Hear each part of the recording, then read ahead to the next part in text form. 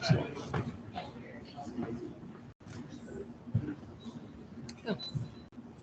And then we're going to post the meeting notes.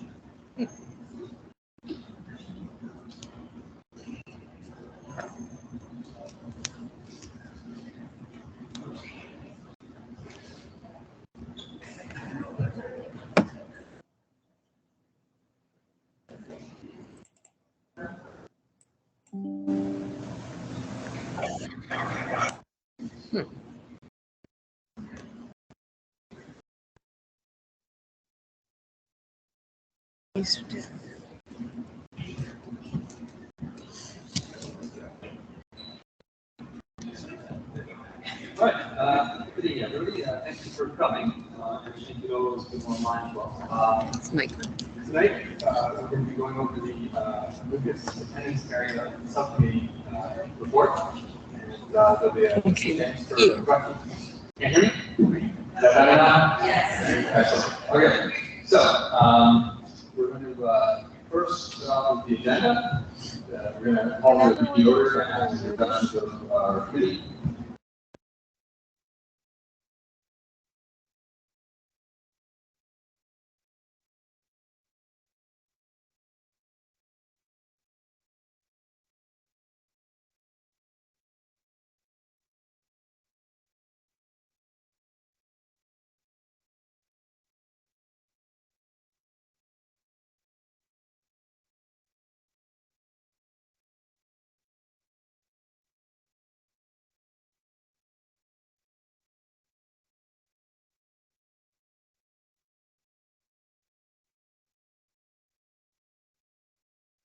No, I can't either.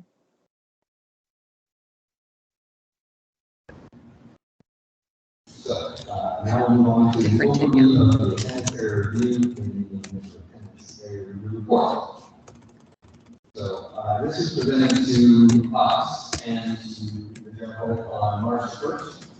And some of you may have been in the back as well. So this is a summary of what was presented to us that's specifically related to Lucas. Sorry, apparently people online can't hear us. Now they can. They said now they can. Okay. Now they can, yeah. Okay, so listen, March 1st was the initial meeting. The objectives of the attendance area review from the school board perspective, there's 6 of them. And what we're hoping to achieve in this review is to return the majority of students to their home bound. Eliminating the school splits. So there's grade schools that have their classes split between 2 high schools, and the board wants to have every grade school sent to just 1 high school and eliminate the splits. Yeah, I'm just gonna maybe.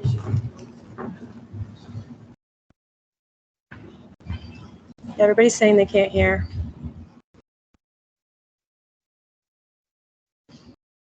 Maybe it's because that's like for meeting, you can't hear on that.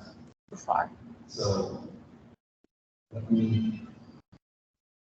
But if you mute it, they should. Right, so we're just trying to work at that. I'm going to log into the meeting here as well, and maybe I'll put this on and we can remove that. Mute So I'm yourself. going to read.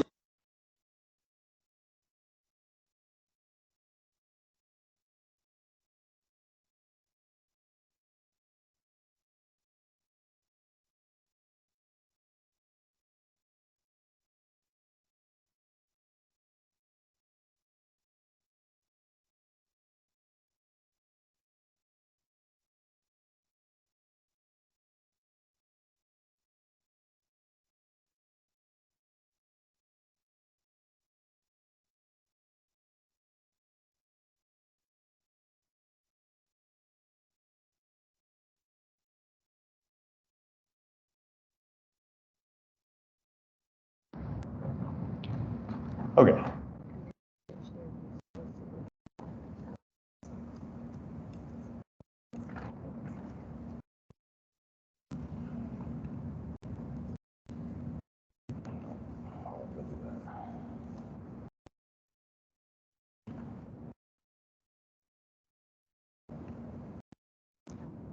Okay, so I'm going to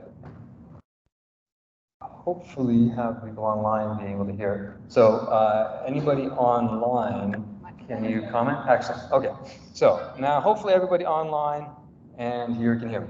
So we'll go back for those people who are online and go over the agenda items for the meeting. The first one is that we are going to review the initial attendance area report. Then we'll have some questions and answers, and people online will have a chance to put their questions into the chat, and then we'll read them out and respond as best we can. And then we'll go over the other options. And in terms of the people online, I apologize, it's only audio. You won't be able to see my presentation, but that's unfortunately due to technical limitations. So you'll just have to go by the audio for that. So as I was mentioning, I'll go over again, this presentation is based on the attendance area review meeting from March the 1st and the information provided at that meeting. And we'll go over the specifics for Lucas. The objectives of the attendance area review for the school board is to return the majority of students to their home boundaries, to eliminate feeder school splits, to retain technology emphasis programs at existing sites, Saunders, Clark, and Montcalm, retain existing 2 French immersion sites, and redistribute the students across 3 sites, so they're adding a French immersion to Clark Road. Students attending from outside of London, outside jurisdiction, would remain status quo, and then further adjustments to boundaries as required. Now, those are the 6 objectives for the school board. The 2 that specifically apply to Lucas would be number 1 and 2, and returning majority of students to their home boundaries and eliminating feeder school splits. So this is the timeline that the board has put out in terms of this process. The one on the screen there in red, the March 1st, was that initial meeting. Now we're at the one in highlighted in the box. We're at the subcommittee meetings, and this one is specifically Lucas. Every other high school in London should be having their own subcommittee meetings. Then after that, additional information that's been requested by the subcommittees has to be submitted to the board by April the 20th. The last potential day for subcommittee meetings such as this would be May the 4th. And then on May the 18th, we as a committee have to present our report to the school. Then the board takes all of our reports, creates a final attendance area review report. They present that to the Board of Trustees in June. And the Board of Trustees is the body that will do the voting on this process. There will be an opportunity in June for public delegations to present their input. And then by the end of June, the deadline is for the Board of Trustees to have made their decision on this process. The goal is to implement the findings of this report by September of 2024. So this was a slide from the presentation about the status quo utilization. So on the screen, you'll see 2 maps. The one on the left is for 2024. The one on the right is 2028. And what it's showing is the different school zones and the percent capacity that they will be at if they don't make any changes to the current boundaries or how the students are sent to which high school. And so you see currently the zones in yellow and blue and green are below capacity, and the ones in the red and the darker red are above capacity. And by 2028, there's still going to be some schools that are blue and green. So the point of this slide is that the school board is not utilizing their full capacity at all the schools, and so their goal is to redistribute the students so that every school will be at close to maximum capacity as possible and reduce those other schools that have overcapacity problems. So according to the report, there's 2 scenarios. In scenario 1, the difference between scenario 1 and 2, I'll point out, is to do with central secondary school. For Lucas and every other school in the report, the differences are pretty much negligible. For Lucas, the boundary changes are identical in scenario 1 and 2. The difference between scenario 1 and 2 is whether Central Secondary School remains as it is. So currently, Central Secondary takes a lot of students from out of area, and in scenario 1, that would remain status quo. In scenario 2 in the report, Central Secondaries will no longer have that model of accepting students. They'll become just a regular community school, take kids within their neighborhood, and anybody from out of area would not really be attending there. So that's the big difference between scenario 1 and scenario 2 in the report. This is a slide showing the boundary changes for Lucas. So on the left is the current boundary. On the right is the boundary for Lucas under scenario 1 and scenario 2. What you'll see on this slide is that the Lucas boundary is identical in both scenarios. So regardless of what happens with Central Secondary, the changes to the Lucas boundary are the same in this report for either scenario. And that's kind of the big thing in terms of how the boundaries are going to change. You'll see the changes on there, specifically in the different neighborhoods of what changes Lucas will happen and where those other neighborhoods are going to be sent to. But I'll go over that a little more in depth, not just on a map. So currently, these are the existing feeder schools for all the different high schools in London. And the ones that are highlighted are the ones where there's split. And so for Lucas, you'll see here I've highlighted.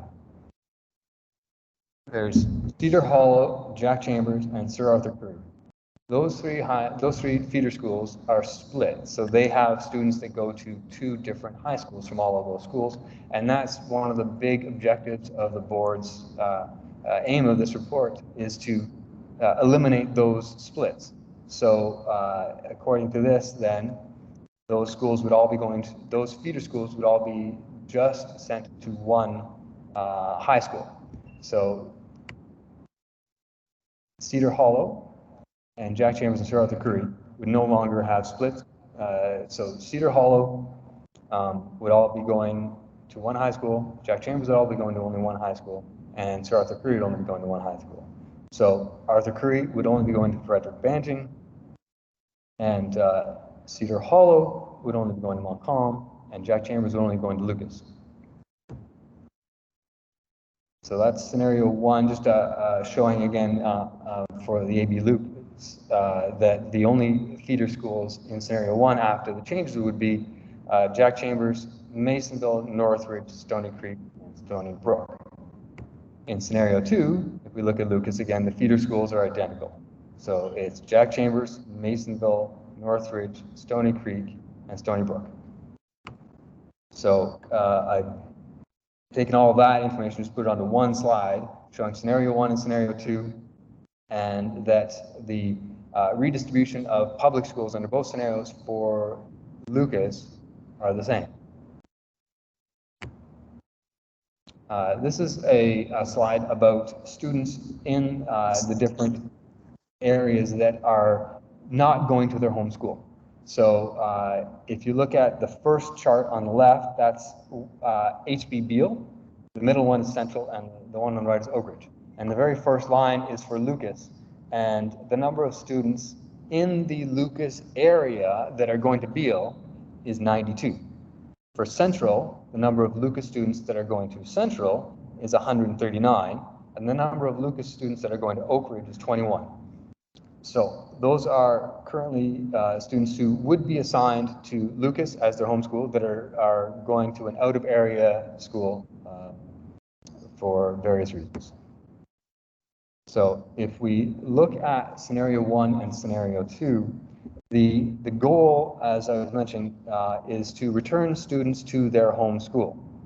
So according to this report, under scenario 1 or scenario 2, any student who is attending an out-of-area school as of September 2024 would be expected to return to their home school.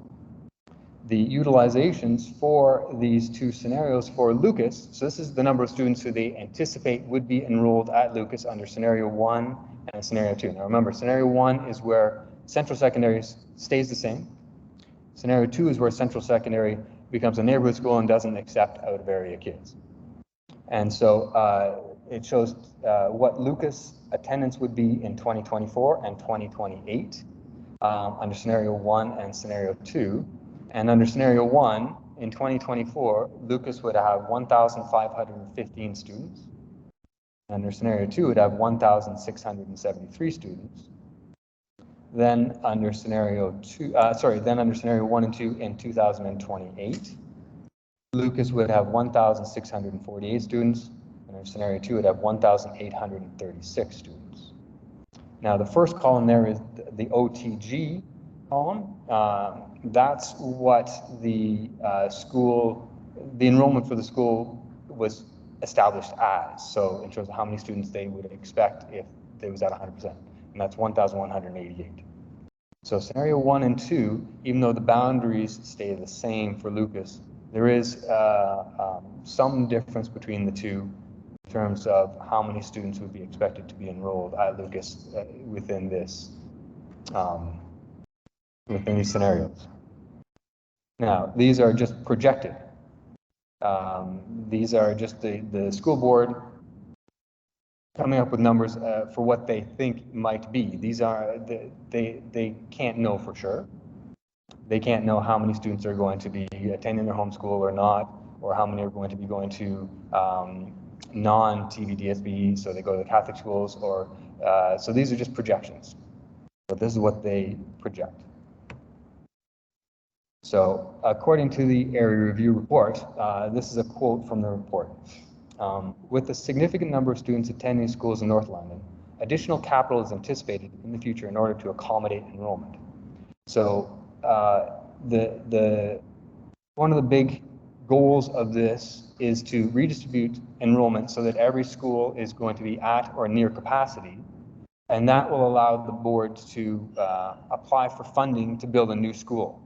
So they want to build a new high school because the enrollment is increasing and there's more students. They want to be able to accommodate those, and the goal would be to build a new school somewhere in the north end. The details of that are not available. There's two various scenarios. We don't know exactly, and this would be sometime in the future. But to be able to get the funding to build a new school, they need to show that they are utilizing the current capacity in the school board to maximal ability. So they need every school at or near 100% capacity, and not some schools with lower enrollment and some schools with higher. So they want to redistribute the students, get every school maximum capacity so that they can apply for capital to build a new school. In terms of how that would work for the north end, the quote is that this report designates these students between Lucas and Banting, where there's sufficient space on site to accommodate them through portables until additional capital is secured from the Ministry of Education. While these sites would continue to be overutilized, both would be able to accommodate the enrollment through additional temporary classrooms and strategic timetabling. So according to scenario 1 and 2, the increased enrollment at Lucas would result in some portables and some strategic timetabling. I requested information from the board in terms of how many projected portables that would mean, and their reply was that they don't know. They couldn't tell me because they really don't know, because they can't project out that far to really know. Now I'm going to present some data from the Lucas student senators to get the student perspective on all of this. So the AB Lucas has student senators that conducted a survey of the current students at Lucas, and they put the survey out on a number of different platforms, and the results were that 50% of the students did not know about this process. So they didn't know that there was potential high school boundary changes. And of those students who responded, 97% of those students who are not graduating, so those that would be graduating before 2024, this doesn't apply to, But of those who are not graduating, 97% would like the option to still be able to stay at their current high school. 72% of those who qualify currently for busing would still need the option for busing to stay at their current school. So that was the essence of the report and how the specific information relates to Lucas. So at this point, I'd like to open the floor to any questions from the audience and any questions from people online. If anybody has any questions, feel free to come up to the microphone.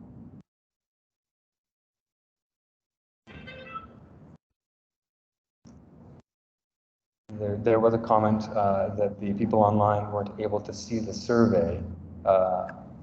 I don't think that the people online were able to see any of the presentation. We did some of it. We when we shared. You were able to share the presentation? Oh, you didn't have to have the last presentation. Okay, my apologies for that you weren't able to see the survey. It wasn't part of the original slide deck. And I'm apologizing, I'm not able to share that with everybody. But if you have a question about the statistics I said in the survey online, if you didn't get to hear them, please ask and I will repeat it. We do have a question on the floor. I'm just wondering,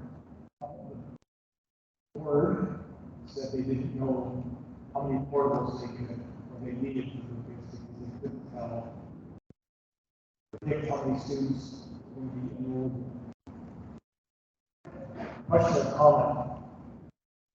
10 years ago, when we went through the attendance area review for Cedar Hollow, before it was built, the board at that time said they had a pretty good idea of how many students would be going here because they had people on staff that were involved in that process where they worked with the city planning to figure out where houses were going to be built and sort of estimate how many students would be coming in.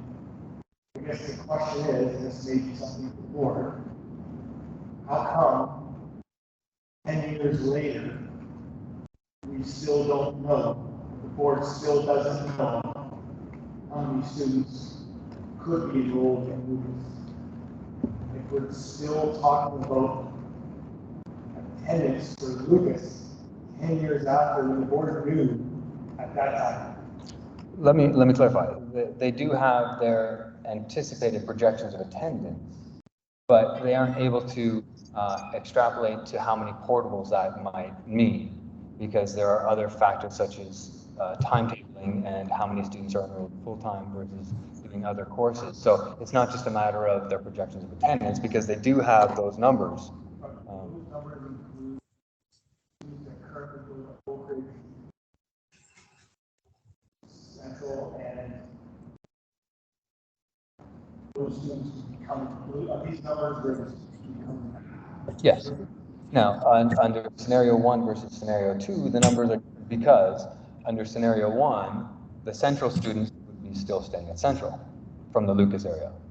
Under scenario 2, those students at other high schools from the Lucas area would be expected to return to Lucas.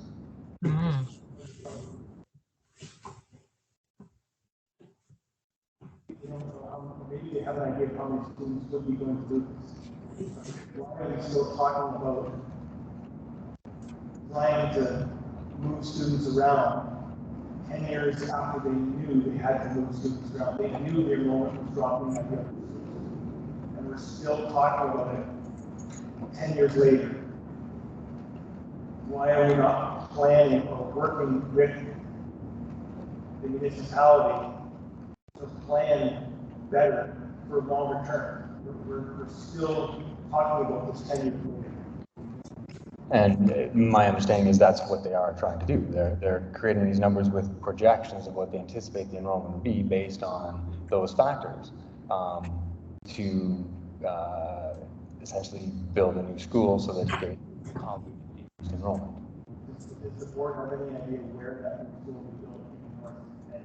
There's two different proposals, the northeast and the northwest. There are maps of those different scenarios online available on the website, and you can go online and take a look at those. Is there an anticipated date for that? Or they don't? The only thing I've heard in terms of that is there was a question about the number of times current students will have to change high schools, and if they build a new one, then those students might have to change 3 different times in their high school. And the response was that the anticipated timeline for any new high school would not impact current students. So that's sort of how far out they're thinking.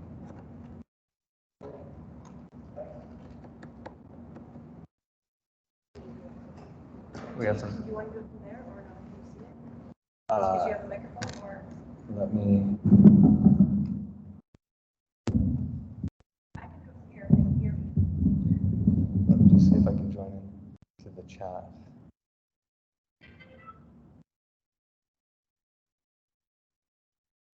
Can you guys hear me from here without a microphone? Yes?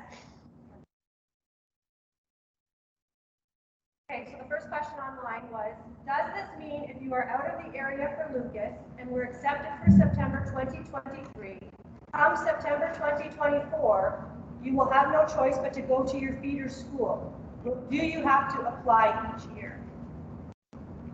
So in terms of my understanding is that the anticipated expectations from this report is that every student from out of area will be expected to go to their current school. Now that is something that is an item that the trustees will be discussing, I anticipate, in terms of legacy agreements. I'm thinking there's probably going to be some questions related to that in the chat. But the older term that some people might be familiar with is grandfathering. The new term that they use for that is legacy agreements. And in terms of legacy agreements, that is something where current students at a school would be allowed to stay at their current school. And that is different than applying as an out-of-area student.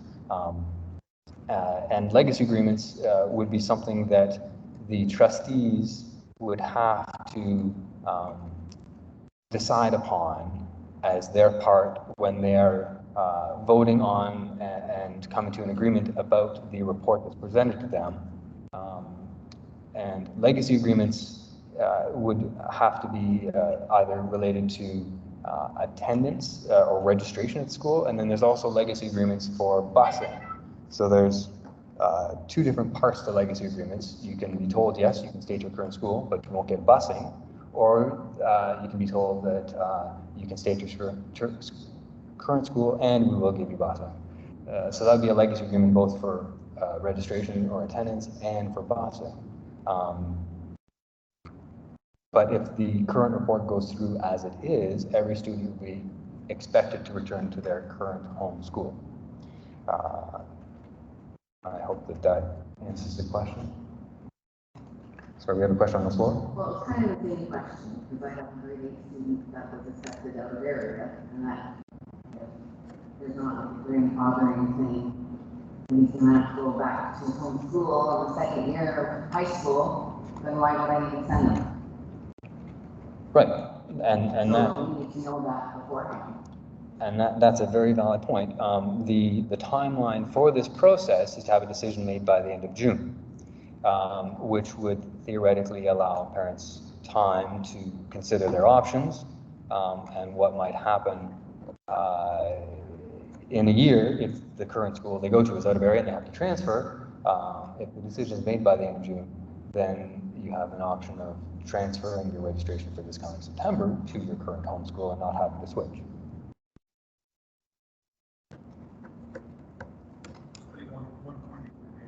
Sorry, if you have a question, can you come up to the microphone so we can hear you?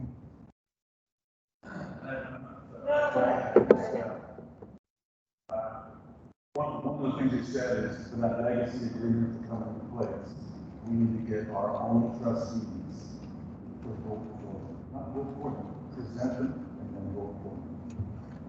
So it's not something that it's going to globally happen to all of the schools on. It's something that we need to push Larson and Osborne to ensure it's happening for the people who are affected by this. The one big number you got to know there in scenario number 2 is that the 250 students, 180 students from Lucas that are going to Central, we're going to have to go back to Lucas with even more. I just want to provide that additional information. I want to say thank you to all of you being volunteers. We've all invested a lot of time in this. And, it's awesome. Are there any other questions online?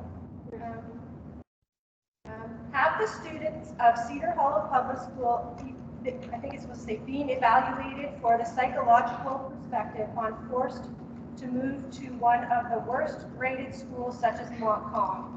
If the standard education delivery and school's performance is up to the mark, why is the rating any different? My response to that would be that's a good thing to bring up with your trustees, as was mentioned.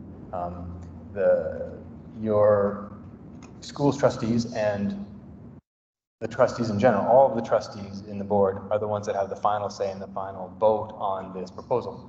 So any concerns that you have about the process would best be brought up to your trustees. I do have the emails for the trustees, and I will show that as well. So there's 2 trustees for Lucas, Marianne Larson and LAAR Osborne. Their email addresses can be found on the AB Lucas website, right up there on the top.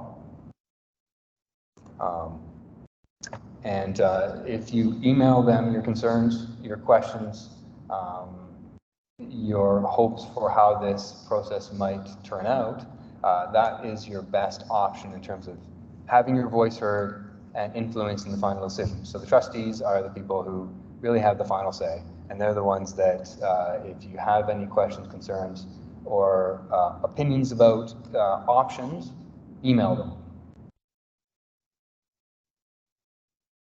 I just wanted to two things. One, to add some context to what was just said. Lucas is ranked 180th in the province for the grade 32 score of 7.2. Montcalm is ranked 700 in the province with a score of 2.7. Just so things there. My question actually is, have you received any indication that if this, let's say nothing changes right now, everybody votes, they say let's say the status quo for now, have you received any indication what's going to happen in the future? Do they know if they're going to try,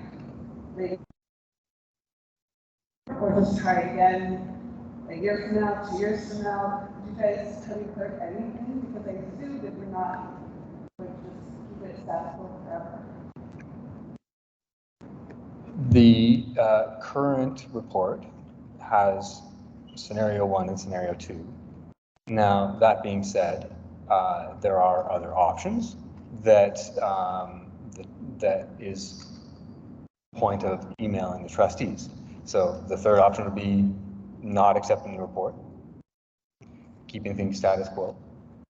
The fourth option would be for them to modify the current report in terms of things like legacy agreements for busing and for registration. And if there are any other specific comments or opinions or ideas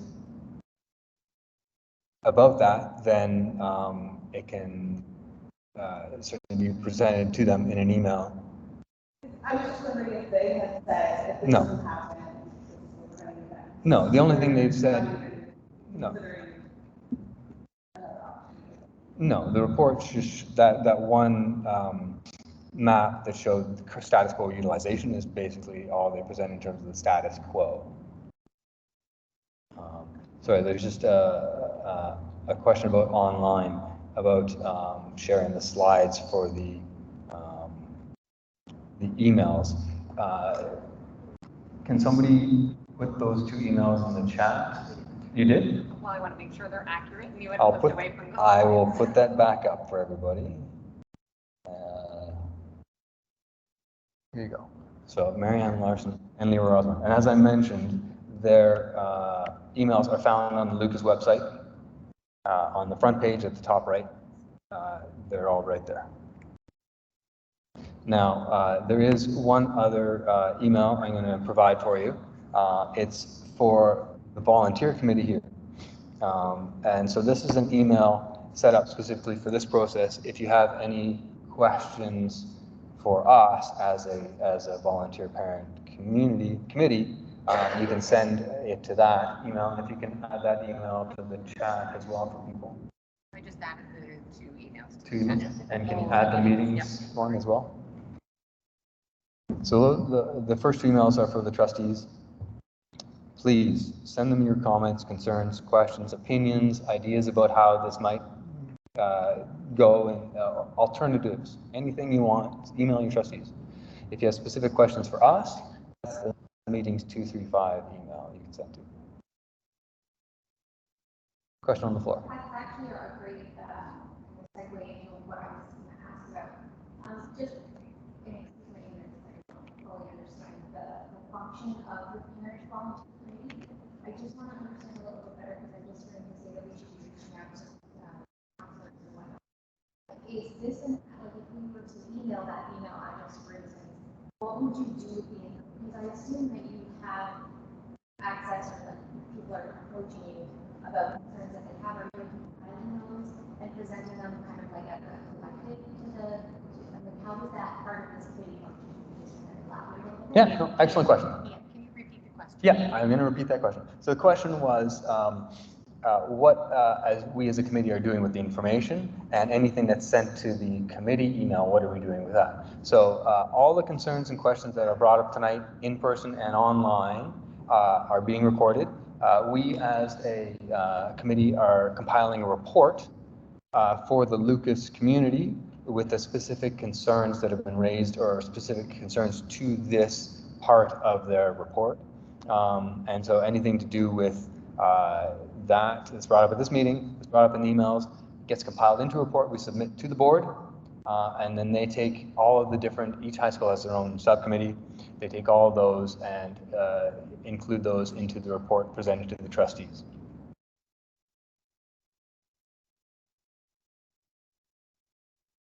Now, sorry, just one other point. In terms of the trustees, those are the two trustees, as I said, for Lucas.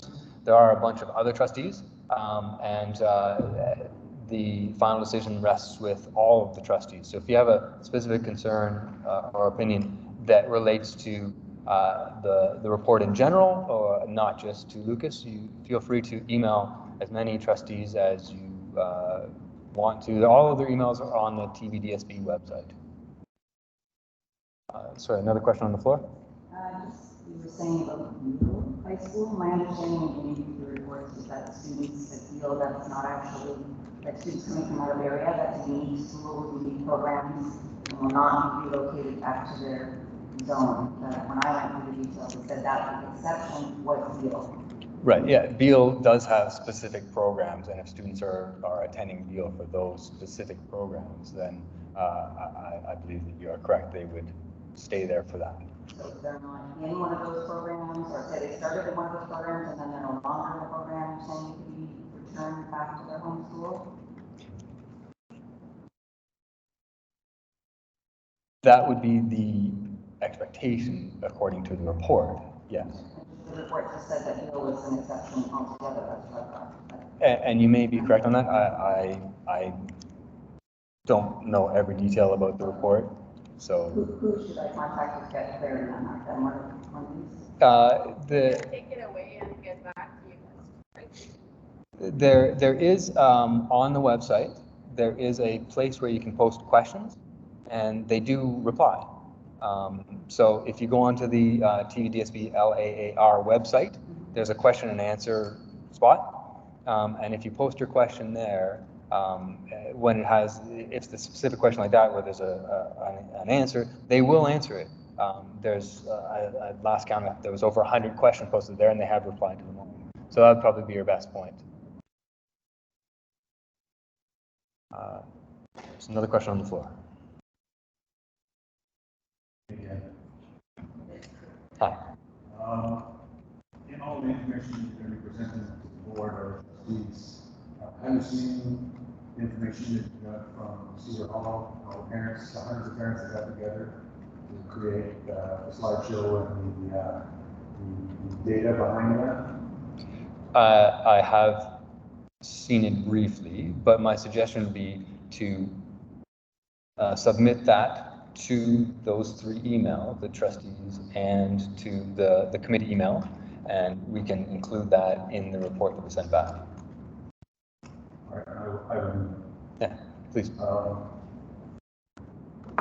One thing to keep in mind, ask questions of the trustees directly, ask questions to the FAQs, ask questions to the leadership of Lucas, I've asked questions to our council. And you get 4 different answers. You want to make sure that just that email or just an FAQ isn't going to get the problem solved. It's getting exactly what the chairs sent to me this afternoon. Thank you for your reply. When the trustees vote in June, the motions can be amended on the floor by our trustees. They are the ones that have to do it for us. And then all the trustees vote on it. They're the people that can affect the change.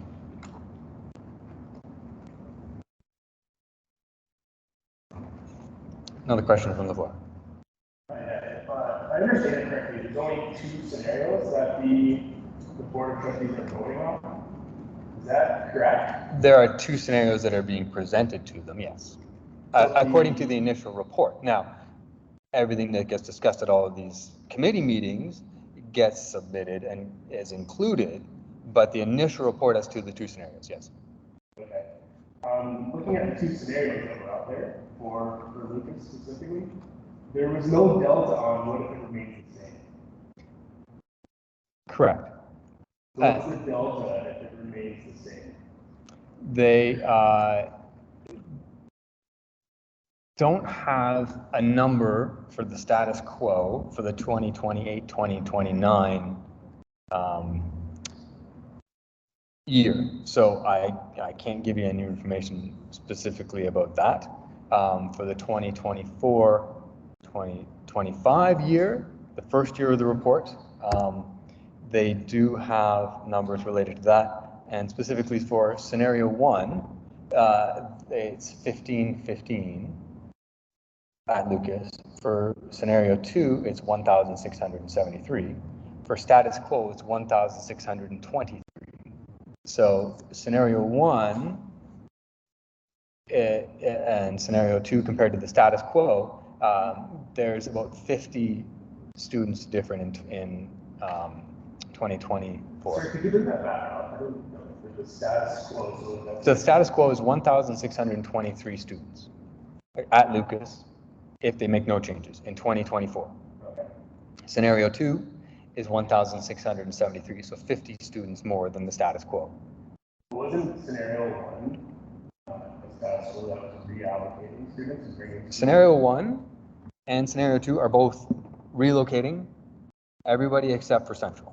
Right. So in scenario 1, all the other students from all out of area not going to their home school are relocated, and the feeder schools for Lucas are redistributed as well. Right. So I didn't see it like say scenario 0 or nothing. because there is no scenario 0 in this report. Scenario 0 would be the status quo. Right. And the board isn't presenting status quo as an option, but that's where feedback from parents to the trustees and to committees comes in. So there's nothing to gauge it on, right? There's no, like, if everything status quo stays the same in the report, There's nothing to gauge the delta on between the two scenarios presented. After 2024, no. Huh. As of 2024, yes. Thanks. We can ask. I've got a note of the question. Are there any other questions online? Okay, we'll go to an online question. I'm not ignoring you. A lot of them are again about the grandfathering, so I'll say them and then. Okay.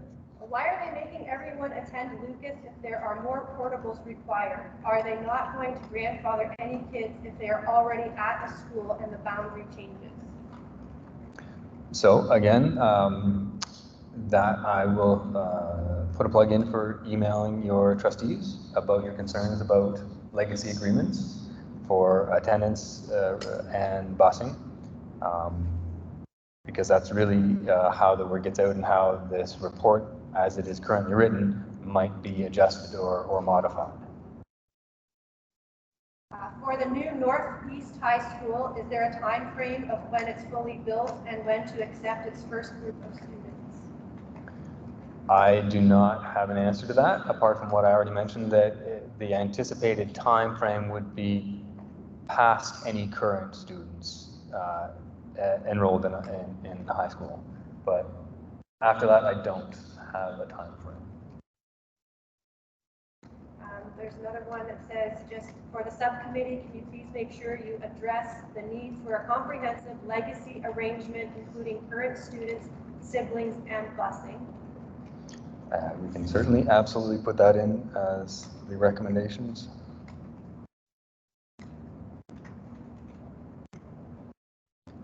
Sorry, we'll just go to a question from the floor and then we'll go back. Hi, thank you. Just wondering if you know how the final decision is going to be made to parents. You said it would be made, the decision would be made by June, so we have time to make a decision for our children, but if you know, like the school will be closed, so trying to get a hold of someone if you're going to change registration for a student might be very hard. So how do they plan to communicate it to parents? I don't have an answer for that. Is that what we thought, if you've ever tried to get a hold of someone at the school for July, August, even beginning of September? So these high school students need to know ahead of time. Yes, I completely agree. My answer would be that I anticipate they would distribute the information electronically by email like they do for all of these meetings and put it on their website. But apart from that, I don't know. Any other questions online? How do we effectively influence the current report about legacy agreements? I think I will reiterate again, the best way would be to email your concerns and ideas and options to all of the trustees. Why has this not been discussed and decided before grade 8's tour and make decisions on high schools?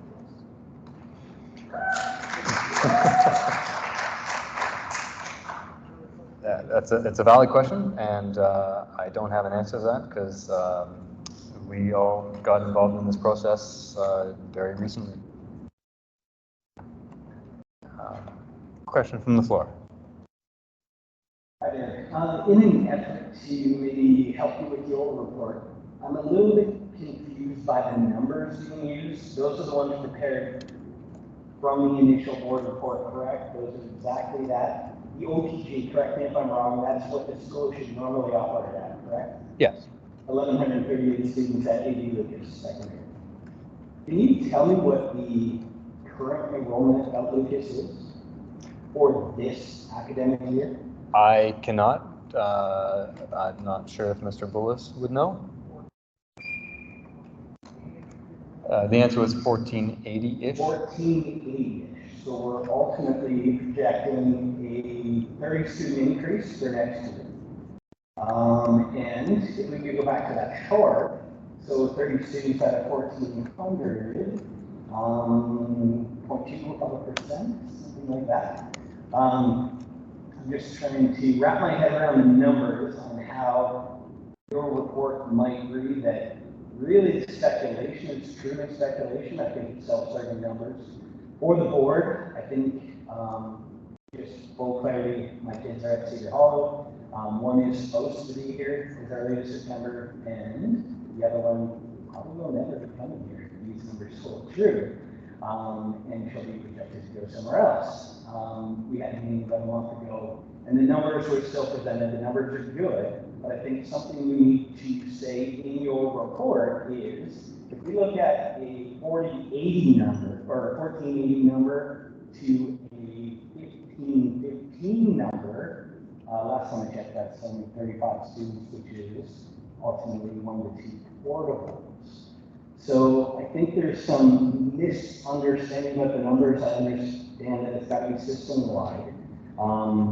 But the numbers aren't being recorded where we currently are, and the projection numbers on 24, 25, 28, 29 look really self-serving when they're based on a capacity of that hasn't existed at Lucas in probably over a decade. So the number of balances, one of the things that came up at the Cedar Hollow meeting is that there's a large percentage of Cedar Hollow that never even comes to Lucas. But those students are being included as potential Mont-Common enrollees in 2024. There's 65 students a year at Cedar Hollow that graduate. Based on the current enrollment stats, it looks like 1/3 to 40% are actually coming to Lucas. So I think one of the important things for your group to say is that your projections may not be Thames Valley District School Board feeder students coming into Lucas. A true projection of the numbers would be appreciated too. The Lucas community is a great part to figure out what the numbers really are, because it's not as high.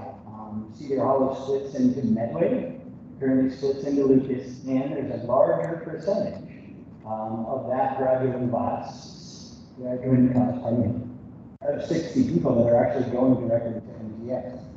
So the speculation of 65 doesn't help Com's cause. It doesn't help Lucas's cause. It just may be an unnecessary change. I appreciate your comments, and we will include those in the report. Are there any other online questions? How do we put in our input for legacy agreements? Our daughter, who has an IEP, is thriving with her supports, and this would move her out of her last year of high school. I think that you would put that exact quote in your email to the trustees. There's another question on the floor. It's not so much a question, but just something to take over to the board if it goes along. So my understanding is the main goal of this review is to fill the high school in order to get funding from the ministry to build a high school. Are the numbers that the board is going to put forward to the ministry the projected numbers, or will they be the actual registration numbers? Because if we lose students to the capital board to other schools, then will there be a chance we'll go forward and then not get funding? That's an excellent question, and that is beyond the scope of what we know. But absolutely, and thank you for your question, and we will include that in the report, absolutely. Before that, we'll just see if there's any other online questions. Why Lucas students have to suffer losing the opportunities to Central while the scenario 2 is really helping Banting?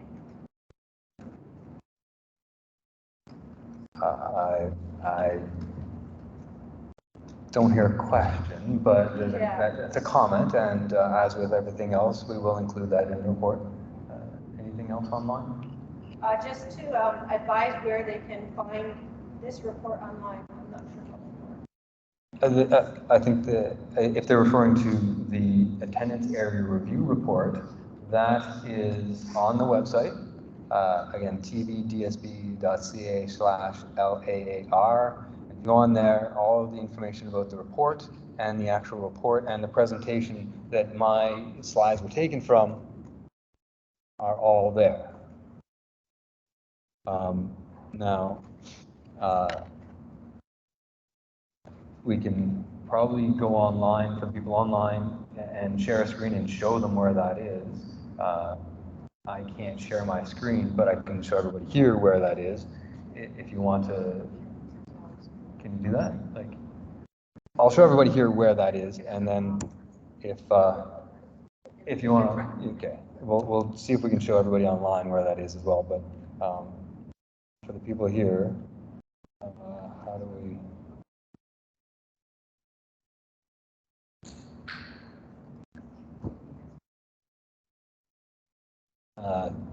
I think the other thing that they might have been asking about was my presentation from tonight. And for that, that's a good question. How do we share this presentation that I just gave tonight? Because sometimes there's rules around us. Is there a way, Mr. Bullis, to have a link on the Lucas website to my presentation? The link to yeah, but how about the link to my presentation? Is there a way to share the PowerPoint from tonight? I'm not sure I know how to do that. Okay, so in terms of the presentation tonight, we will work on being able to share that with everybody. And specifically, if anybody wants a copy of it, they can email that meetings email, and I can forward it to them that way. That's probably the easiest way. Unless somebody can think of another way to share that presentation. Yeah. I know sometimes the board is a bit sensitive materials. So yeah, if you want a copy of my presentation tonight, send a request to that email, the meetings 235 email, and I will forward it to you. And if you want a copy of if you want to see the actual report, it's on the TVDSB website. So the email for the committee here again is the meetings235@gmail.com. I'll put that back up on the screen again. The web page. With the like the landing page with the attendance. Perfect. Okay, great. Your goal is to share it. Okay, the copy of the presentation, there are some adjustments to it, but I'm just going to put up on the screen here those emails again and the meetings 235. The people online can't see this slide, so I'm just going to repeat it. The email for the committee is meetings235@gmail.com. I put it in the chat. Put it in the chat. Perfect. Excellent. Okay. Are there any other questions online? We're going to put the link to that webpage in the chat. And the link to the TVDSB LAAR is in the chat. There will be shortly. Or will be shortly. There is a question on the floor. Yes.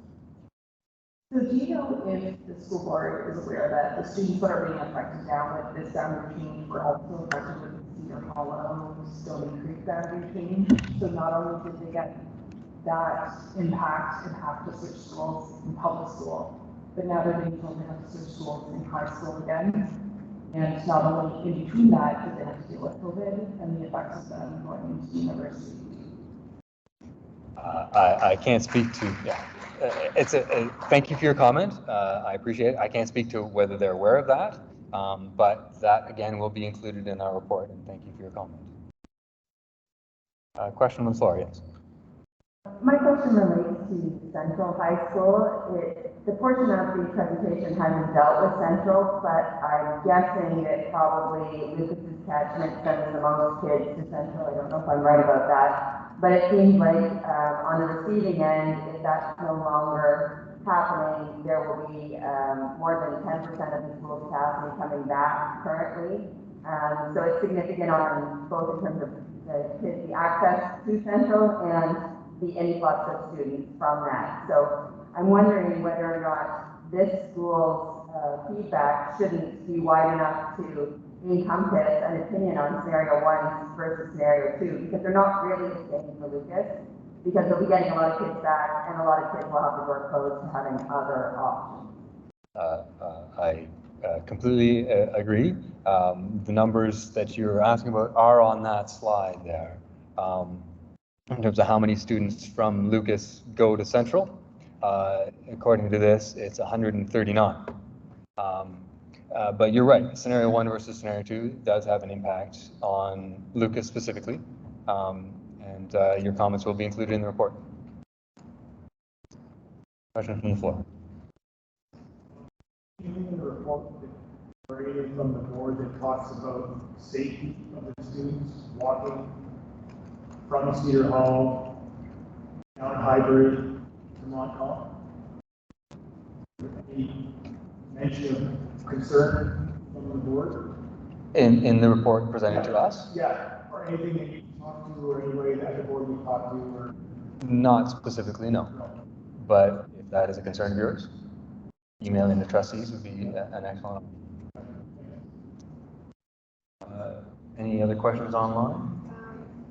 Why is Lucas able to accept so many out-of-area students? I'm not sure what they mean specifically about out of area, and I don't have any numbers related to how many Lucas students are currently accepted that are out of area. I can't speak to that. There is a question on the floor. Oh, also 250 students at Lucas that are considered out of area.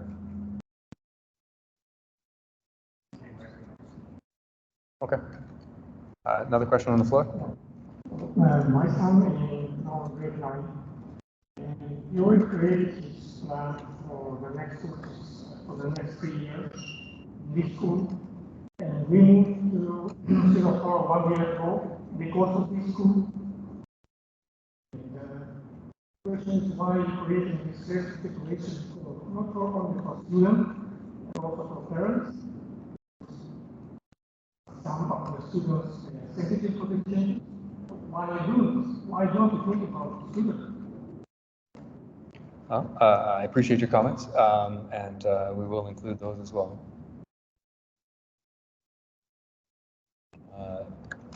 From the floor again?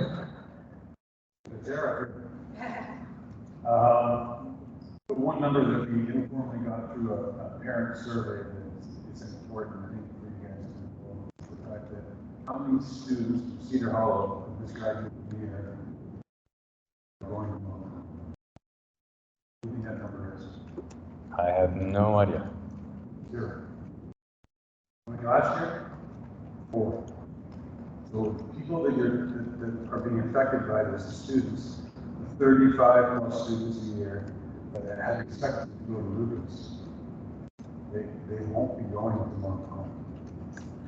The survey that I'll show you shows you that 75% are going to go and jump ship. Okay? Which means the only people getting in high school in London will probably be the Catholic school. Because they'll have the increase in enrollments. What you're going to see is 2 years from now, Montcalm is still going to be at 7 or 7 years. Even though we redistribute everything else, and then the school board won't get their funding anyway. Okay. Thank you for your comments, and again, that we will put that in the report. Other questions online? We should have a free will to school our child where our child wishes to pursue their future. Why all this force? Only because of a shortage of space? Is that even a valid reason?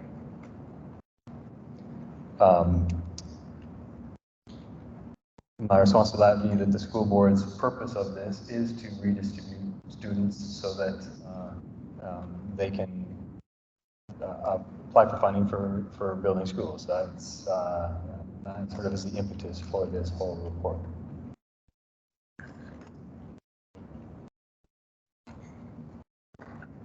Any other questions online?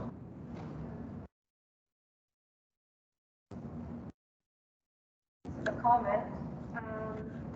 If we allow scenario 2, it only resolves the overcapacity issue on Banting. Lucas will have over 200 students more, and Banting will have 400 students less. For balance purposes, it would make sense to build Northwest High School to resolve overcapacity issues at Banting instead of getting Lucas overcapacity and build new school at Northeast area, and all the students lose the opportunities to go to Central. Thank you for your comment.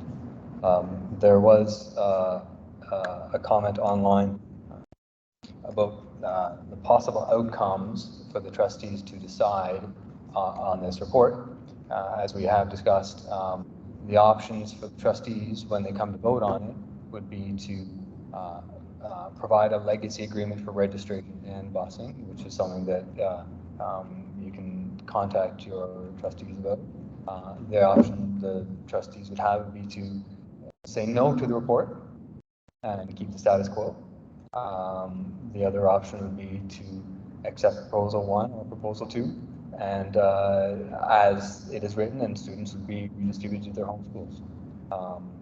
So those are the options that the trustees have, and if you have an opinion about which one you think is best, please email them.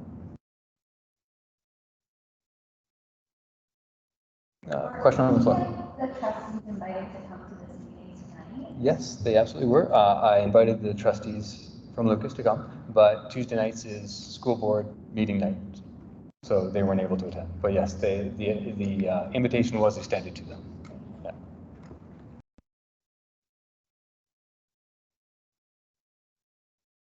There was a question online. Has there been a survey of how many will choose to send their children to Catholic from public if this change happens? I have not seen any information related to that, but again, that would be an excellent question to put to the question and answer on the website, because then the board will have access to the question and be able to answer that if there is an answer. Can we request that everyone stay status quo? Yes, absolutely, that can be requested. Again, email in the trustees with your opinion is the best route for people to take in terms of having their opinion heard.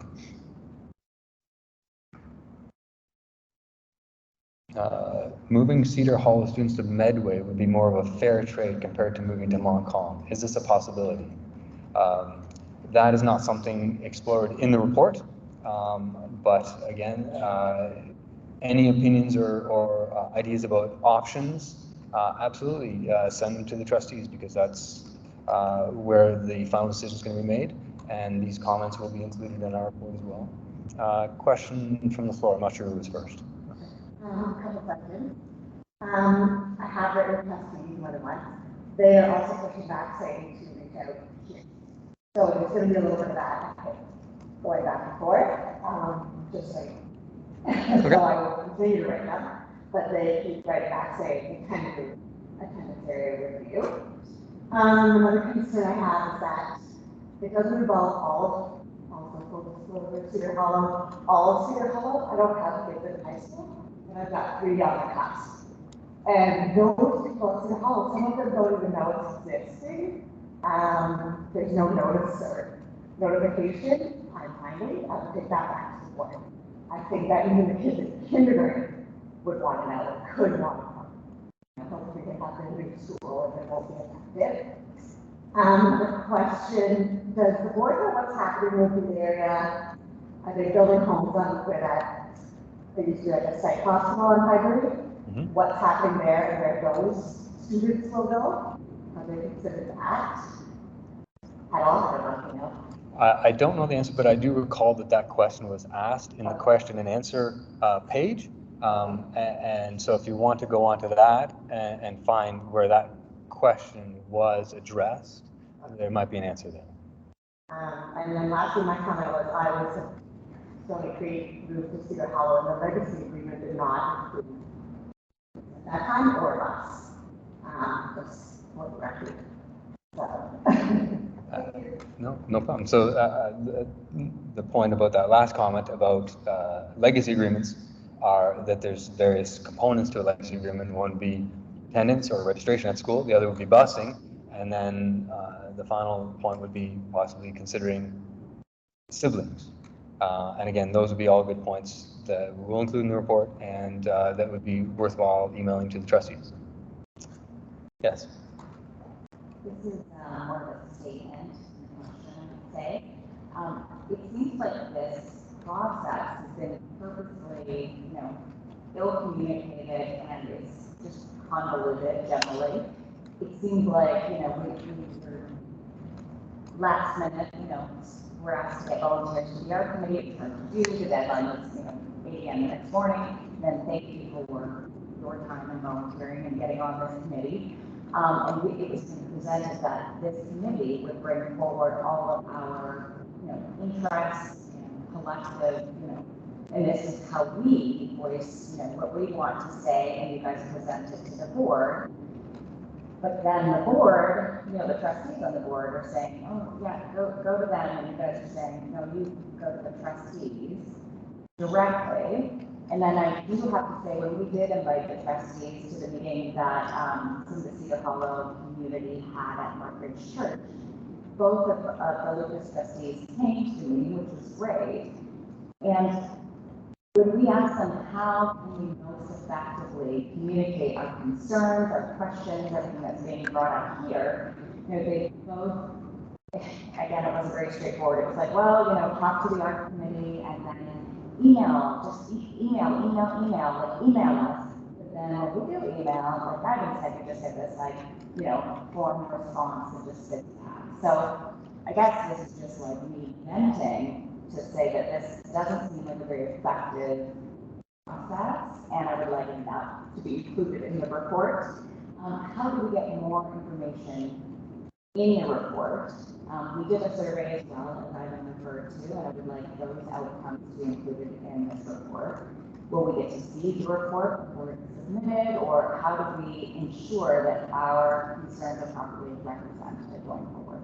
If you email your report to that email, it can be added as an appendix to the report as you submit it.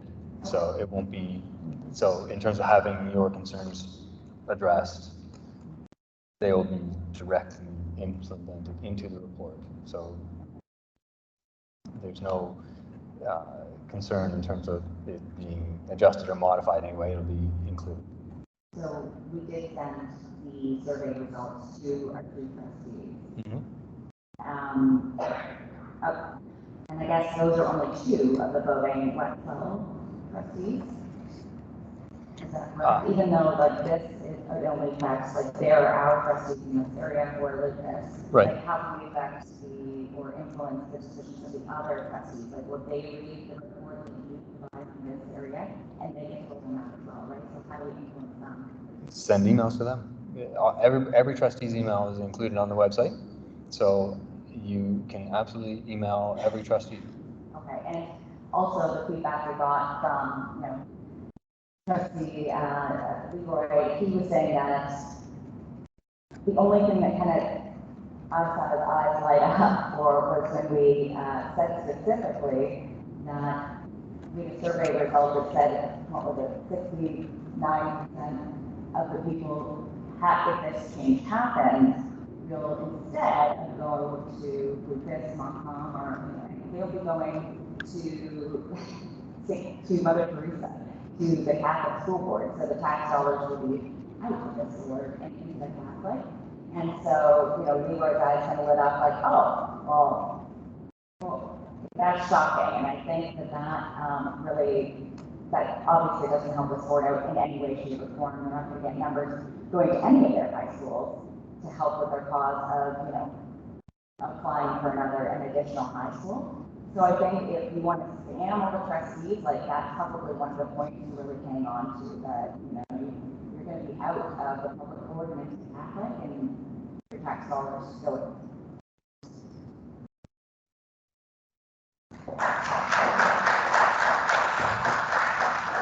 Thank you for your comments. Another question from the floor.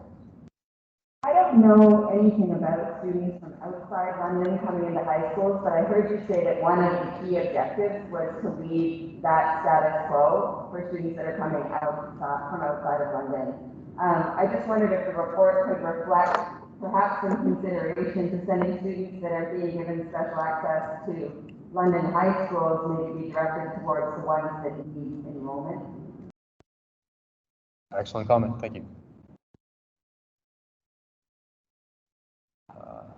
There is a question online. If a decision is made in June that changes my child's high school for 2024, and they're currently in grade 8 now, will I be allowed to send them to the designated high school next year to avoid a change in high school a year later? If I am out of area now, but I won't be in 2024. In terms of that question, if you have, let me just read that again. So,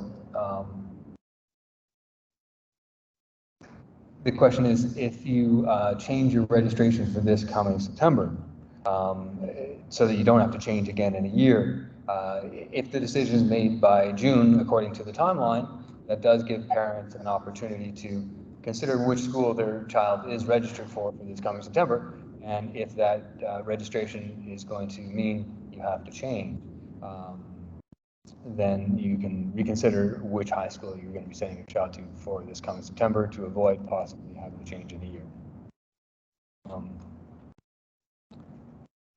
Is Cedar Hollow the only elementary school that is being moved to Montcalm? I can't see how our small population will help the board with their goal of filling up surrounding high schools. I don't know if there are other schools that are being specifically switched to Montcalm from other feeder areas. That's a little out of our area to be discussing tonight. Do any of the trustees currently have children in London high schools? This redistribution idea is the name of funding in a new high school is full of so many holes. Every student decides on their high school for reasons other than where their home happens to be situated. And again, comments from the chat will be included in the report. I cannot stress enough, and I think I've said it a few times, trustees, email them. The 2 Lucas trustees, but every trustee. And yes, you will just get an automatic reply back, but that doesn't mean that they aren't noticing how many emails they're getting about a specific issue, and that doesn't mean that that won't impact how they vote on this proposal when it comes to being voted on in June. The trustees are the ones that make the final decision to accept it as it is, to add legacy agreements, to reject it, to make any changes to it. So they're the ones with the power. Email them. And all of your comments, concerns, questions will be included in the report that are brought up tonight as well. Because I think what you're aiming to do is make sure that a maximum amount of your messaging is getting to a maximum amount of people. So Yep. us trustees, lots of. Question on the floor. I have a question for you. We have a lot of ESL parents for Lucas and Cedar Hollow area, and they rely on their children to communicate things like this. And so from the stats that only half of the kids knew this was happening, I'm wondering if there's better measures to communicate to the kids so they can bring it to their parents so that they can reach out to the trustees, because a lot of people might not know.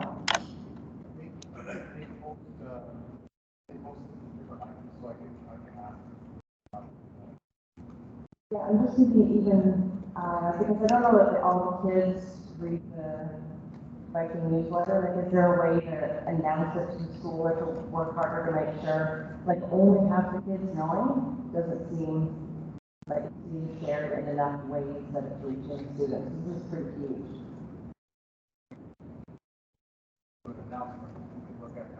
Okay, yeah, that'd be great.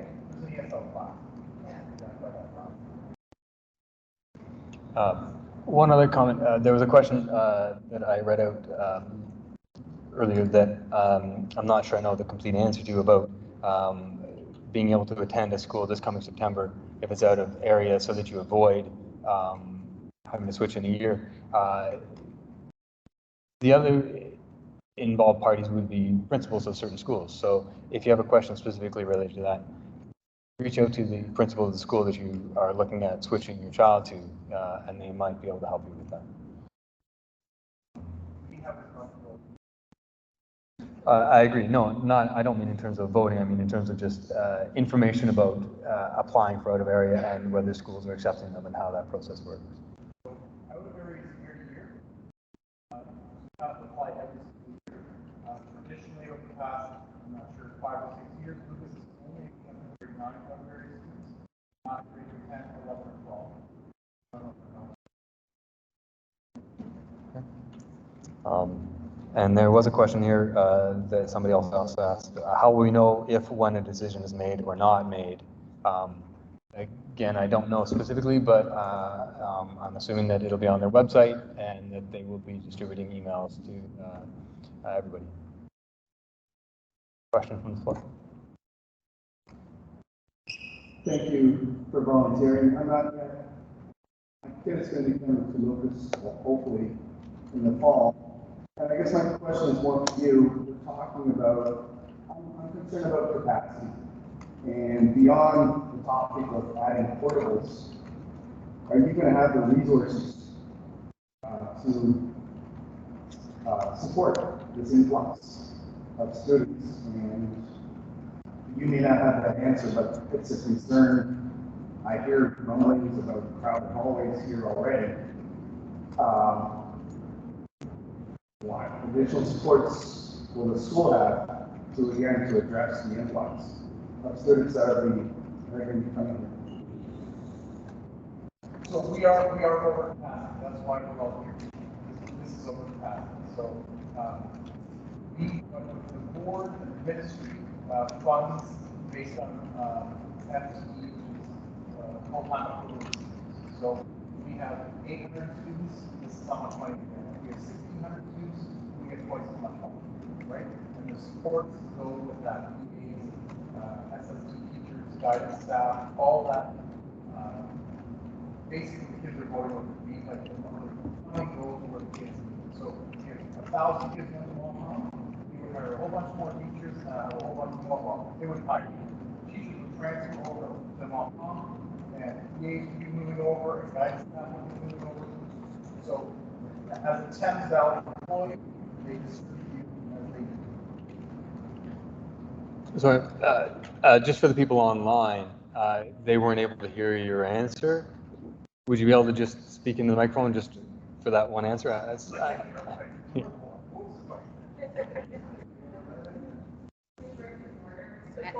So the school board funds schools and the ministry funds schools based on full-time equivalency. So if students arrive here, then we are funded appropriately. If they go to a different school, they are funded appropriately. We are, so the comment about the overcrowded classrooms and shared lockers and whatnot, it's because we're over capacity. And that's why we're here, is because we're one of those schools that's over capacity.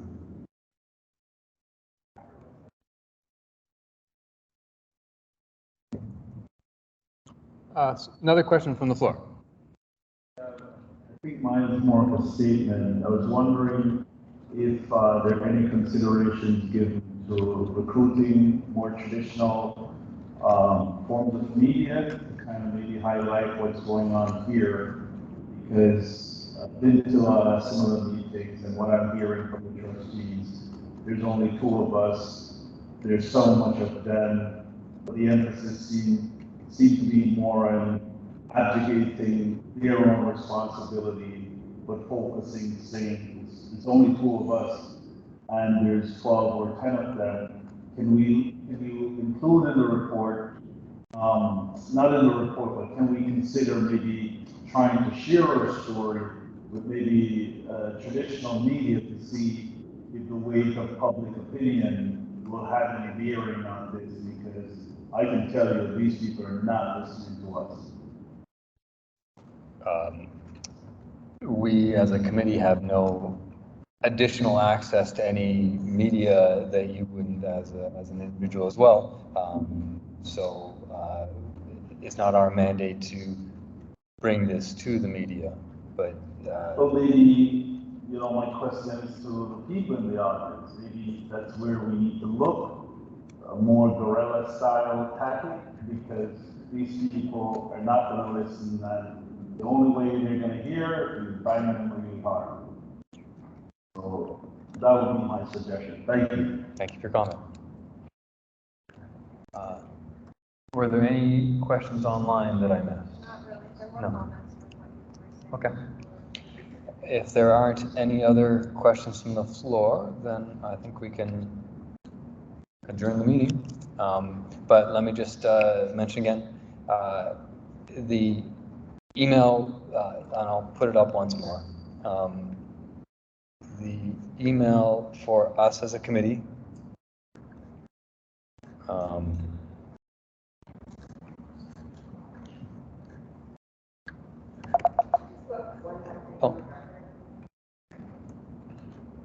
Yes? Okay.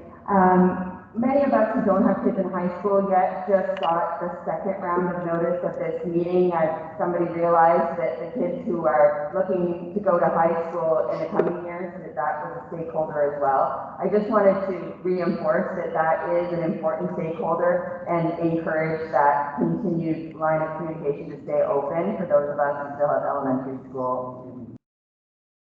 Thank you. Thank you for your comment. There was, I think, one other question online. While you look that up, can I just say, like, thank you, and I don't have to tell the people online, because if these parents didn't come and give us this feedback, we wouldn't have content to give back to the board. So thank you from us to you guys for participating in this process. I do have one question that came through. Okay.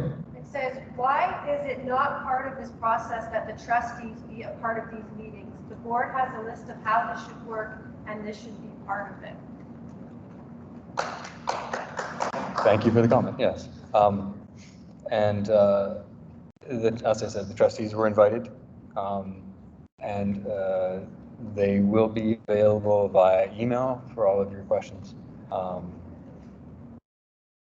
Just making sure that I'm not missing anything. Again, the trustees are the ones that have the final decision, the final say in all of this. Send your emails to the Lucas ones and to all of them so that they all are aware of your concerns. And this report will reflect all of your concerns, and anything that is sent to the email that I provided will be included in the report. Yeah. We said there that the email that we're sharing with you is for questions, but we also want to hear recommendations or considerations. So in general, because we are trying to build a comprehensive report that we can bring back that reflects the parents in general, everyone affected and what they think. So it doesn't have to be a question, it can be a consideration or recommendation as well. We're hoping to hear that from you as well. Yeah. And so involving the trustees in the process with your ideas and concerns, and including them to us is your best options in terms of having your voices heard. Right, I just actually wanted to, one, thank you guys for your hard work, but also know what deadline you have for this. Yeah, sorry. Thank you. What deadline do you need to meet from us to give you recommendations? Because I know it's a whole lot of work and we appreciate your time. So what deadline is the last possible minute that we can send you information? If you could get us to the email within the next week, that would be appreciated, so we can get it together as a report. Any recommendations you have, we will submit them in the report as recommendations. We obviously, as a volunteer committee, have no input in the final decision, have no vote, have no say. We're just here to collect your ideas, your input, and forward it to the board. I have another question. Yep. What course of action do we have if they push this through despite our concerns? Is there any?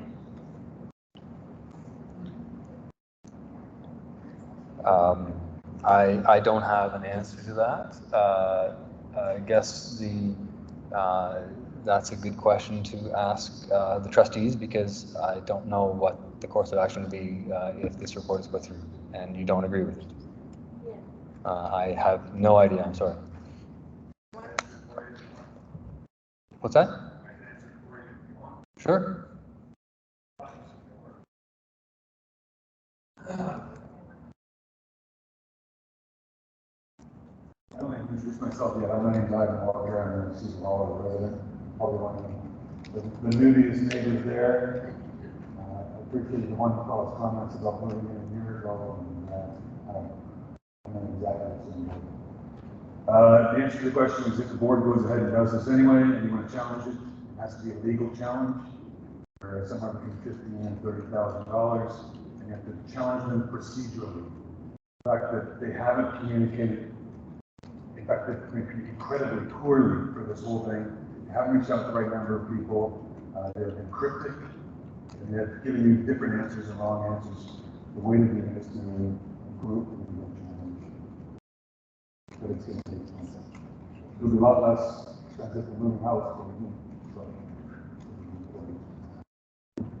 Okay, thank you for coming.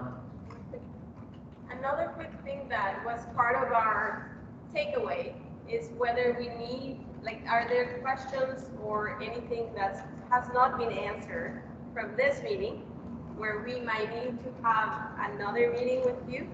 So, you know we don't have all the answers because we have the same information, but if you think there is that opportunity, we will need to hear it based on our tight deadlines so that we can quickly organize a second one. So something to consider as you're either leaving today or emailing us very quickly. And what would be the focus of that would be different from today?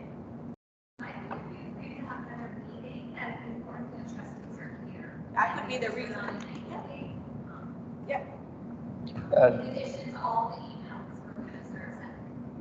And there was a comment, a question, why is a member of the board not there to help the committee of parents?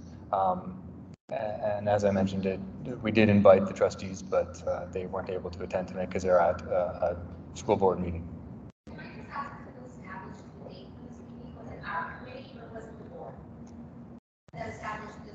That was this committee that established this based on availability of the school and of us as a committee.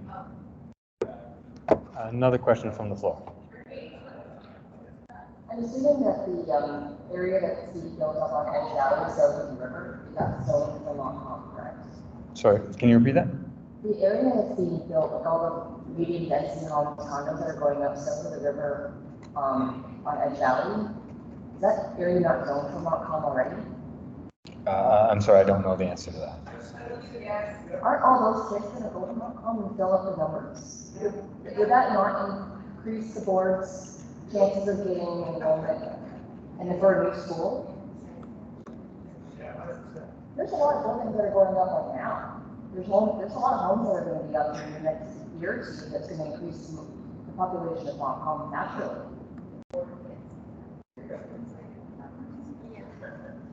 Yes. Something maybe just going back to the board, if they haven't even considered that yet, then they're going to get students from that area that they already have zoned. Thank you for calling. Sorry, I misread the question. The question was, why is a member of the board not here to help this committee of parents? A member, who's just showed up? All right. So, Leroy is a trustee who just showed up. But in terms of the board members, it's a good question. I don't have an answer. But the trustees are the ones that have the final say. But yes, thank you for the question. Why the board is not here to help, I don't have an answer. But thank you to our trustee for coming. I know that he was at a meeting earlier, he wasn't able to.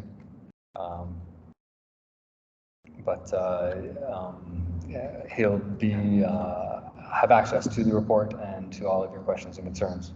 But yeah, the board is the one that put this proposal together, scenario 1 and scenario 2, and it's the board that is pushing this through with the idea of, as I said, redistributing the students, but it is the trustees that have the final vote on it. But in terms of the question about why the board's not here to help us, I don't have an answer to that. Another question from the floor coming up. Sorry, just a quick one. It's just because you were here. I just had to ask, have you received any positive feedback from parents that are affected by the change? Anybody all for it?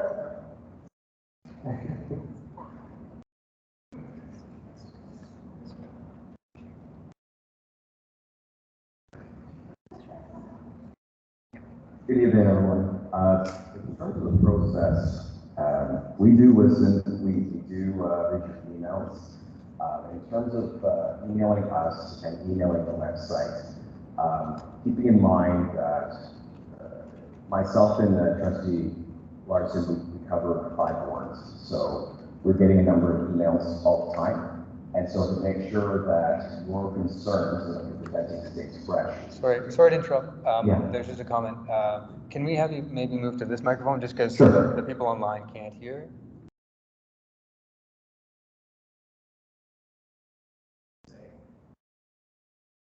Oh, here. Do you want to borrow this? Oh, it's. There we go. Okay. All right.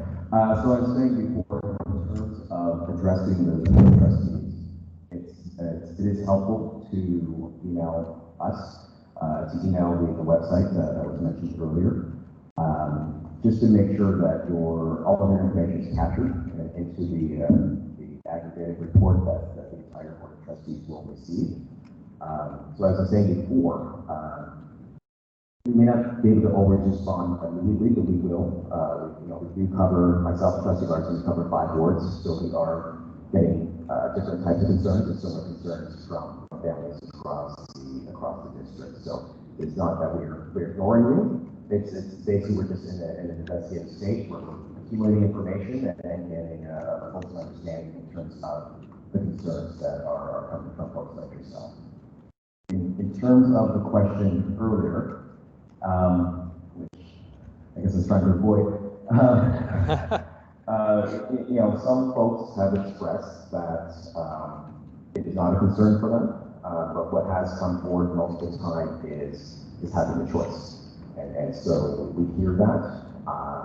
And as I said to the folks before at a community event, Cedar Hollow folks, is that it is helpful for the board staff as well as the trustees to know about suggestions, recommendations. Folks up here have mentioned that before as well tonight, in terms of perspectives we have not considered and ways to come to a solution that may not be perfect, but we get as close to what's needed for folks to see the Hollow and those who want to come to AD Lucas, as well as what can still meet the needs of the district. One question. The timeline for this has the end of June being the time frame for a decision by the trustees on this proposal. Is that a deadline that you expect will be met? So that's a policy written out before I was part of the board. So staff have an expectation to meet the policy, a deadline date that's set out for attendance area reviews. So we are anticipating to get that report from the subcommittees, from all of you folks, and any updates, any recommendations from staff by that June board meeting. Okay, thank you. Just the reason I brought it up, for part of the meeting when you weren't here, it was brought up that the end of June, if a decision is made, that allows parents with kids in grade 8 to change what high school they might register for this coming September, if that means that they'll avoid a change in a year. So any decision that the Board of Trustees come up with, they will not go into effect until September 2024. Right. No, but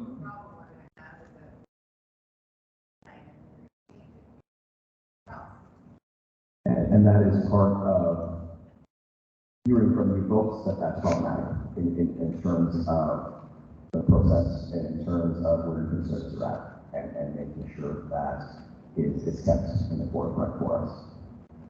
right, and in terms of the timeline then, for the specific parents of grade 8 children who might be affected by a change in a year, if the decision is made by the end of June, then that will allow them to potentially change which high school they're registered for this coming September for grade 9, essentially. Yes, so that in terms of the decision which will be this June, there'll be enough notice and information we have to the community about the upcoming changes, what that change might be. It's not written in stone. This is where we're still at this part of this process to make any modifications. where it's appropriate. Can you possibly just speak to the timeline and the process that happens in June? So we as a committee will submit our report, and the board will provide to you a report that you then vote on. But how does that process work in June? Is there a meeting where you receive it and then make a decision at that meeting, or do you then have meetings amongst yourselves and go over the options and then come up with a report yourself? Or I'm just wondering how that process happens. To be honest, this would be my first attendance area review, and so that granular level of information that would have to come from the board staff in terms of their preparation. That would be behind the scenes before that comes to us. Okay, and questions online. So is there more than one meeting that's going to be happening in June for the decision process in terms of the trustees getting this report? So it'll be a televised board of trustees meeting. We will get the reports before that meeting, and the decision should take place during that televised meeting. The only way I see it taking place over another meeting is if there is a deferral for the next board of trustees meeting because of some missing information or incomplete information that the trustee or trustees request of the board staff. And one other question online here. In terms of your voting on this proposal, it has option 1 and option 2, or scenario 1 and 2, but it's been discussed at this meeting about legacy agreements being something that trustees would vote on. Is that I'm not sure if you can speak to that and whether that is something that is going to be considered in the voting process on this agreement. So in terms of the staff recommendations, that's a starting point. It doesn't mean that that is the final recommendation that will come to the trustees. So when we get the report from all of the subcommittees, it will give us an opportunity to consider what are the main considerations, the main concerns, to then put forward during the public televised board of trustees meeting and amendments to the staff recommendations. So in terms of requests or decisions about legacy agreements for registration and for busing, that's something that you would vote on at that meeting and make a decision on potentially in June?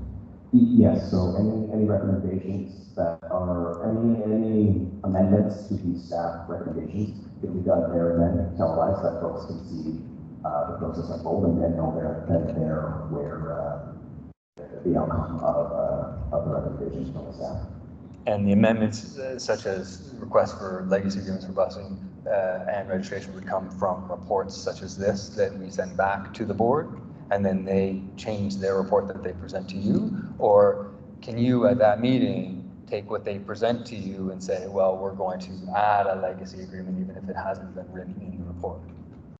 So that piece, I have been told in the past that have the changes to staff recommendations. I know the trustees have the prerogative to change staff recommendations. The piece that I don't know if I would prefer to board staff is if the staff make an updated recommendation on their own and then provide that revised recommendation to the board of trustees at the meeting. Okay, so the amendments to this report that are presented to you would come from the board potentially based on our reports to them. Is that my understanding? So the piece that I don't know, this is my first time around, if the recommendations will be modified by the staff, that's a piece I don't know. That would have to be, you have to ask the board staff on that part. But in terms of any changes or voting on recommendations, the board of trustees, we do have that power and ability to modify. So say, for example, because I don't know what the second portion, let's say if the recommendations come back as they originally presented, if the board of trustees want to make changes to that staff recommendation, we can, and that can include specifying legacy agreements, for example. So just for clarification then, the report that we were presented with was the initial report. And then we gather comments, suggestions from the public, present that back to the board, and then they have the option to amend that report based on those recommendations that gets presented to you. If they don't amend that report, say with a suggestion of a legacy agreement, you as trustees have the option at that time to add it to say, well, we're going to accept this, but we're going to add a legacy agreement to it. Is that my understanding? So my understanding is that the trustees can amend the recommendations that the staff put forward. The portion that I cannot answer is if staff amend on their own, their own original recommendations before they come back to us in June. So based on the public input, we'll get an aggregated report of all of the public input that will come to the trustees before the public televised meeting, and for us to review and just to go through. And as the debate goes on, we can then there make amendments to the staff recommendations put forward to the entire board to vote on. Okay, so if the board does not amend the report, the best way to have the trustees consider a legacy agreement would be emails from individuals to your email account. Is that really? Just the email accounts, and especially to the website for TV. Yeah, the ESV/LAAR. Yeah, exactly. And so that will make sure that gets compiled all together for that board posting to all the trustees. And can you, I'm not sure if you know the answer to this, but the subcommittee reports that we compile and put to the board, are those presented to you in their entirety, or is that just part of what they might use to amend the report that they do present to you? So the information from you folks, that will also come to the board of trustees. Okay, so the subcommittee reports are included in what is presented to you. Yeah, it's not amended. There isn't any, nothing's redacted or anything like that. It's all put together for us to see that as well. Okay, great. Just wanted to know that, you know, people's concerns about legacy agreements would be directed to you through this subcommittee report. Okay, excellent. Should we put the timelines once? Yeah, well, why don't we put that back on the timeline about when decisions are going to be made.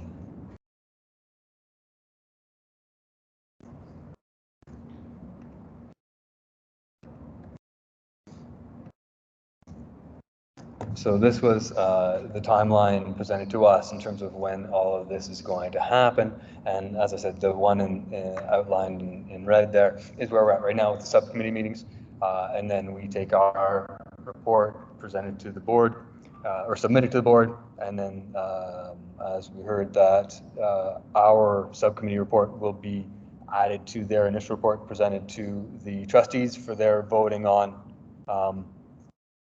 And I'm assuming then the trustees would be able to read the subcommittee reports and have access to them prior to that meeting. They're not just giving it to them at the meeting. Is that correct?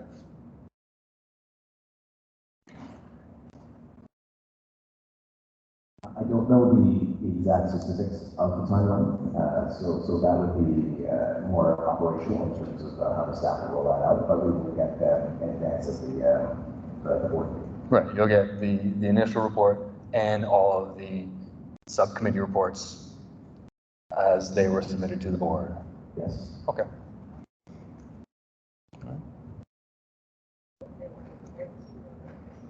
Sorry? I think we should ask if there's another meeting needed, or we can just go from here and get a report. I think if anybody has a disagreement to my comment that I think everybody's had an opportunity to present their concerns and questions, and I think we as a committee have compiled them. We'll put them in our report, and then unless there's something that's brought up to the email that necessitates a second meeting, I think we don't necessarily have to have a second meeting, but please email us your concerns or comments or anything about that, and we will include it in our report. I think that we probably don't need to have a second one. I'm just making sure there's nothing else online in terms of questions.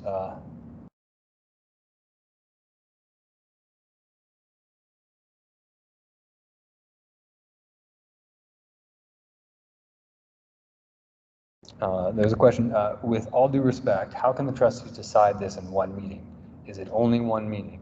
I think Mr. Osborne has replied that this is all going to be decided in one meeting. Is that correct? Yes. Okay. So you will have access to the information before, you'll have read it, you'll have a meeting to make this decision, and it'll be televised, so people will be able to access it online and watch it. Okay.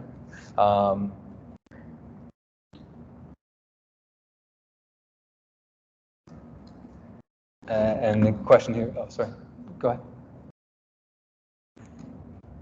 We're not anticipating that. No.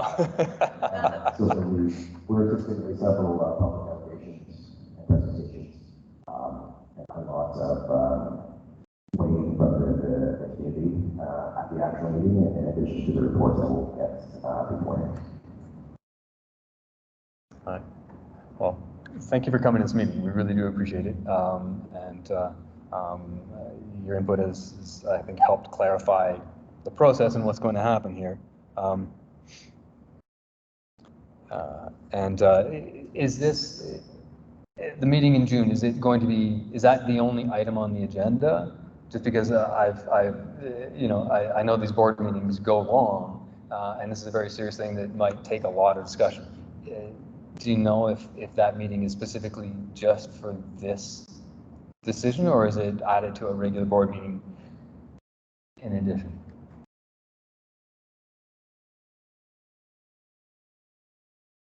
That's hard to say. Sometimes the agenda of the staff put forward requests that they wish for us to make decisions on.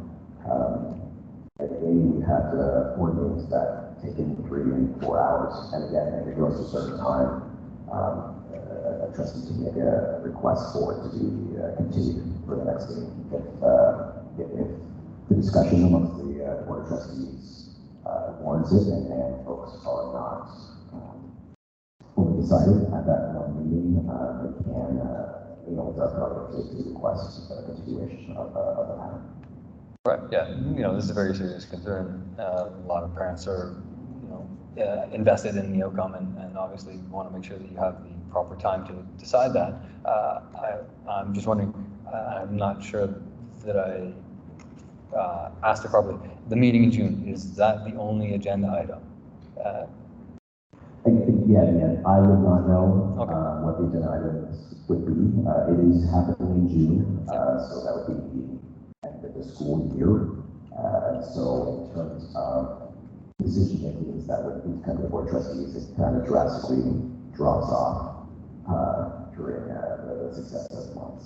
So I don't anticipate there'll be anything as heavy competing during that meeting. It will be the main agenda item, just given the fact that we know it will take a considerable amount of time to have discussion and further input from the community that night. Right. Yeah. We've been here for 2 hours, and this is just one small part of it. So it's a very big issue and a lot of discussion, I'm sure, about it. Okay. Well, thank you very much for your time. Thank you for coming. Thank you for answering the questions. Thank you, everybody else, for coming as well. I know it's been a long meeting, but hopefully we've captured everybody's concerns and comments, and we'll put the report together. Sorry, was that? No? Okay, good. All right. Thank you, everybody.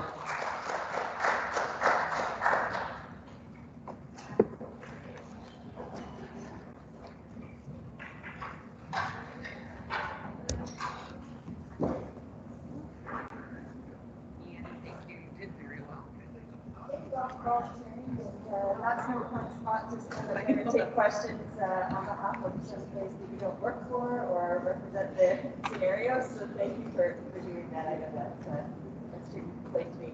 No, you're welcome. Thank you. Fine, like a lot. Thank you for your comment. Thanks.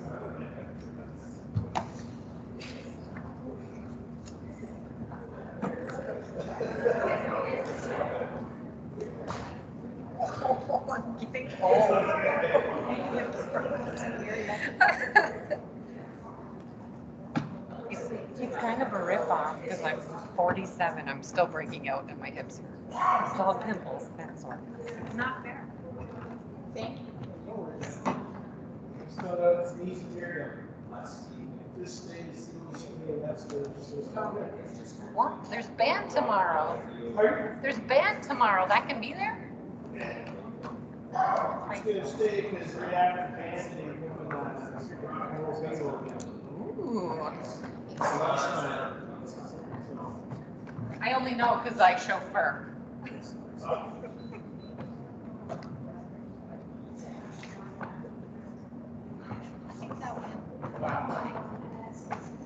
Yeah. I shouldn't say stays, it's just. So, like, it's 4 to 6. Oh, West. Okay, perfect.